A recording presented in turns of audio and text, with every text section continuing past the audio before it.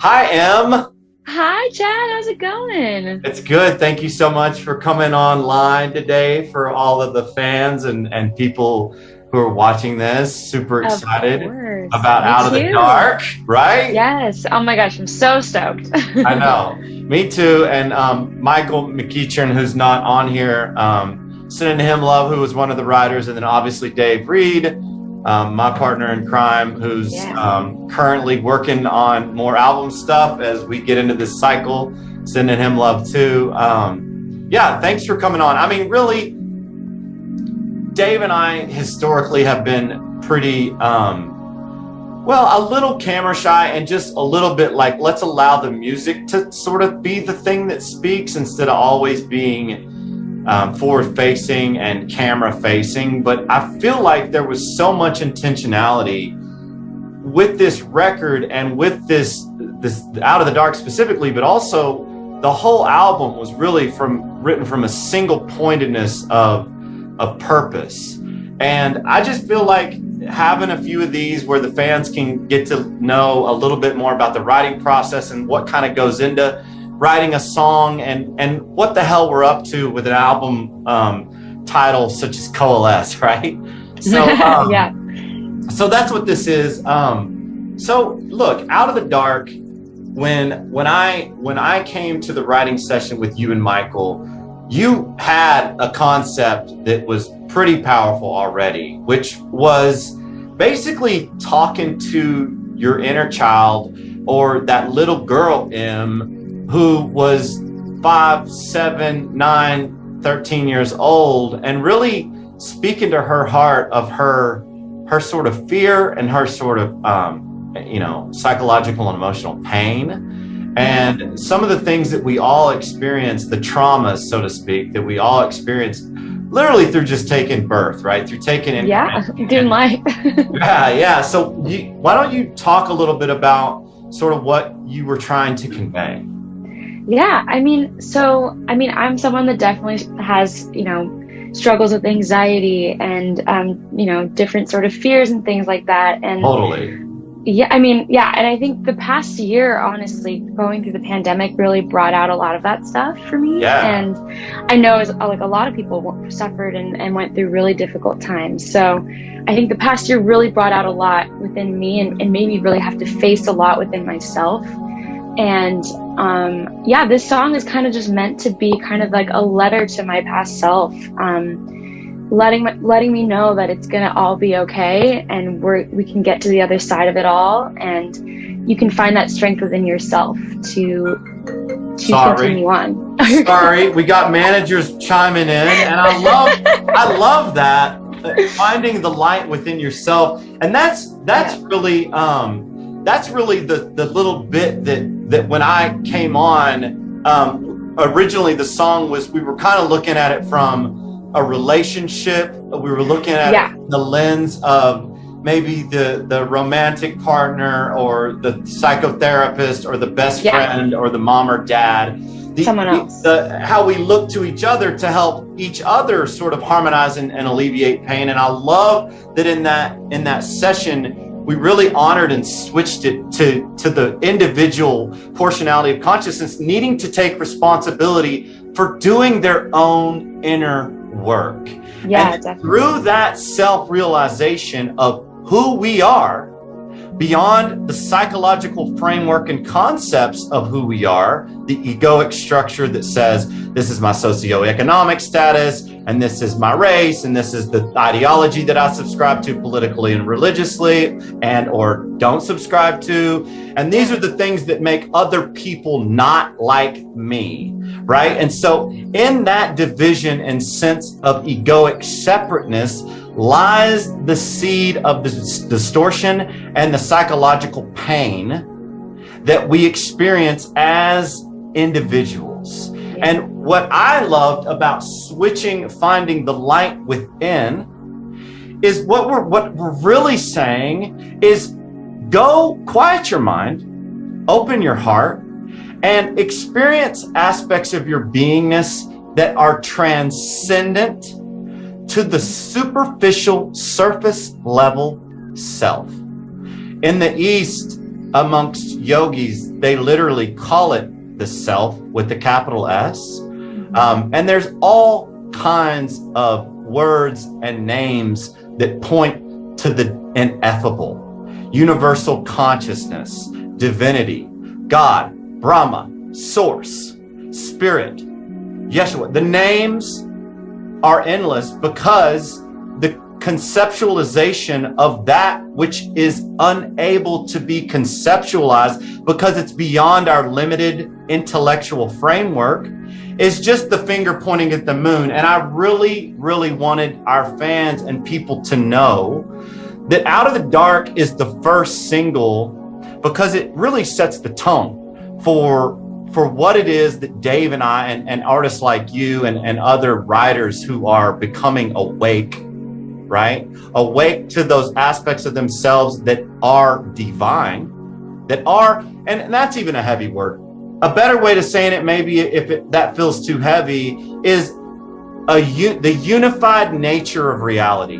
Because we experience a relative reality that is separate. You're over there in your Zoom room with your guitars and your keyboard, and I'm in Austin, Texas, in a weird little office, right? Trying to build a studio. And in that sense, we're separate. And in the sense that you're a boy, I'm a boy, and you're a girl, we're separate. In the sense that we have different personalities, we're separate. In all the realms of duality, there's separateness. Yet, there's the ability to transcend experientially that relative plane of consciousness. And there's an infinite amount of planes of consciousness in which we can experience ourselves as being cohesively a part of in a unified field of oneness.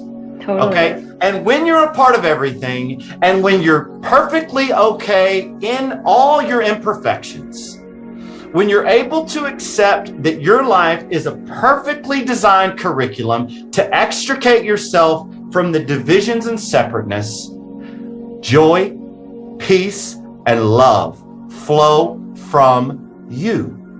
Right? And so I just honor you, Em, for really bringing the vulnerability of saying, you know, I didn't have it all figured out as a little girl at all. And I don't have it all figured out now either. Yeah. But there are things that I have experienced that make me feel connected to the one. And if that was the only thing that I could say to that little girl, like I tell my little daughter Stella all the time, when she talks about what I want to be when I grow up, is I say, baby girl, you already are who you are.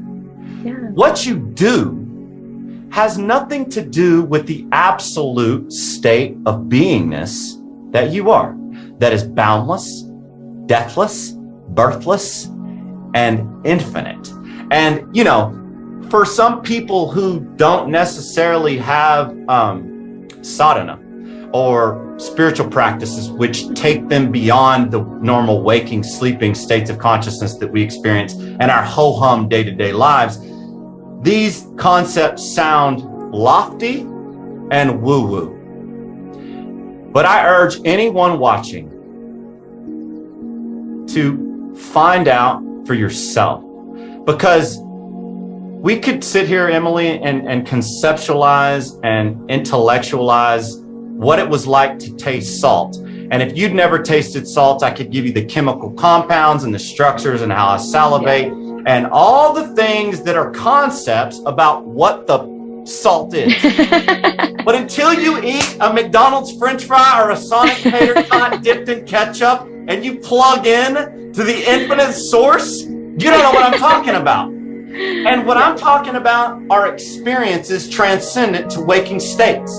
And these can be done through meditation, mantra, psychedelic experiences, present moment awareness, through relationships, through love, through acceptance, and through selfless self-service to our brothers and sisters who are hurting. Right? And so it just feels, I'm so invigorated and really inspired by people like you, who are writers, who are willing to use their platform and their voices and their artistry as a way to awaken people to the truth of their beingness. Yeah. I think it was special too for this song it felt very much about me, but I want it to feel that way about anyone else. Yeah, everyone that listens to it. I want them to feel like, oh, this feels like it's about me. And I want to find or have that, that anthem to know that they'll get through whatever sort of hardship they're going through in their own life. Right. They'll get to the other side and get That's right. And I love that, sometimes getting to the other side, even we look at the now as a means to an end.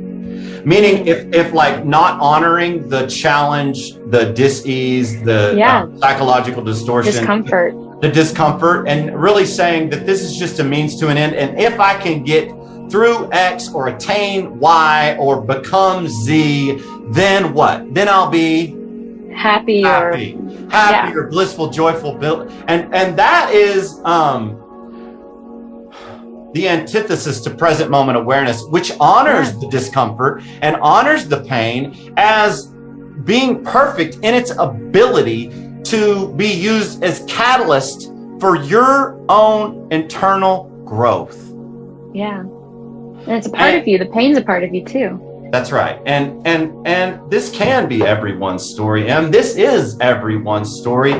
Mine was mired with drug addiction and really trying to anesthetize the pain that I had as a child. And, psychedelics and marijuana and alcohol when I was a kid was really the first deep breath that I had taken probably it was the first, thank God that I can be okay right now. Really? Right? And through that, you cling to that source of inner ease, right? And that's really what addiction is it's a chronic clinging to that which removes me from the discomfort that I'm unwilling to face and feel. Yeah. And we all have those patternizations and habituations of mind. They just don't all manifest as chronic alcoholism and drug addiction. They manifest as too much Facebook. They manifest as weird forms of pornography. They manifest as shopping sprees when we're financially unable to meet those needs. They manifest as desire systems and fantasies about being in a different place in a different time than this one, and which in that place and time, my mind says I would be happy. Yeah. I love it. I'm so excited about this record. Same. And look, welcome to the Tritonal family and to the Tritonal. Thank you.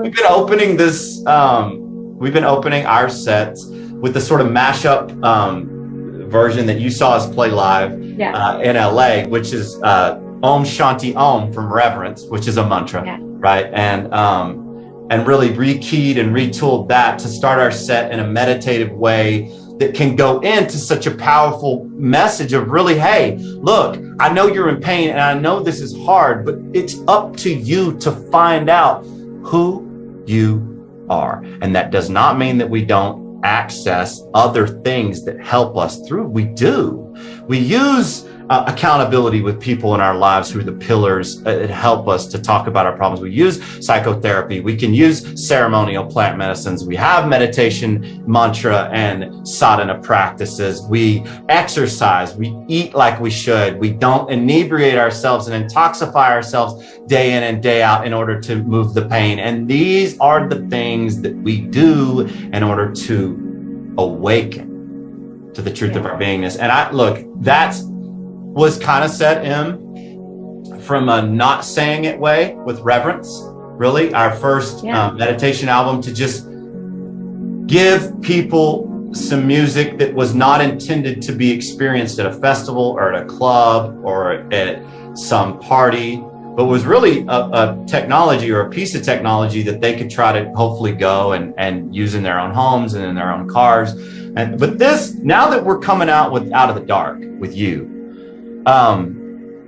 this is a more pointed, straight up, message.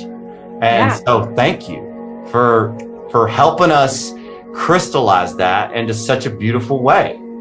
Oh, thank you. This has really been like a goal of mine for so long. I've been a fan of you guys, and so to have a song coming out with you has been just the like first single of the album, girl. You're setting the stage. I love it. Come on. All right. Well, look, let's not ramble on. I think that was amazing. I think we said a lot. Whether this ends up in long form or we edit it out, that's all good. So to everyone who's watching, welcome M out of the dark to the first single for the new Tritonal album, Coalesce. It's with great honor that I say thank you to all our Tritonians, and M does the same, and we will see you guys next time, right? Yep. Okay. Thank you, M. Thank you. Love you. Love you too. And the recording. I don't know how to do that. Okay.